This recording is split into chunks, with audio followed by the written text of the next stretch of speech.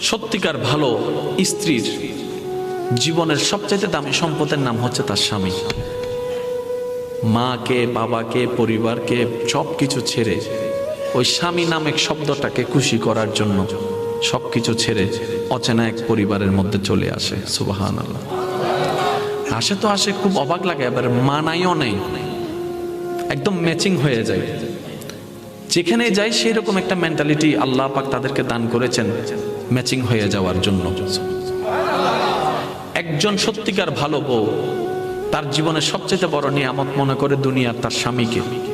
কারণ সবাই তার সাথে বেঈমানি করবে, আমার স্বামী কখনো আমার সাথে বেঈমানি করবে না। সবাই আমার হাত ছেড়ে দিবে, আমার স্বামী কখনো আমার হাত ছাড়বে না। এখানে যারা বিবাহিতরা আছেন, আমি ছোট্ট মানুষ হিসেবে শ্রদ্ধার সাথে একটা কথা বলি। এক ঘরের নিচে থাকলে, একই ছাদের নিচে থাকলে অনেক কিছুই হবে, মন মালিন্য, পক্ষে বিপক্ষে, পছন্দ অপছন্দ অনেক কিছুই হবে। এগুলাকে ফোকাস দিয়েন না, ডিভোর্সে যায়েন না।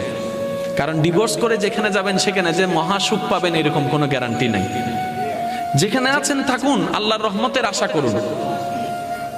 ডিভোর্স কখনো সমাধান হতে পারে না।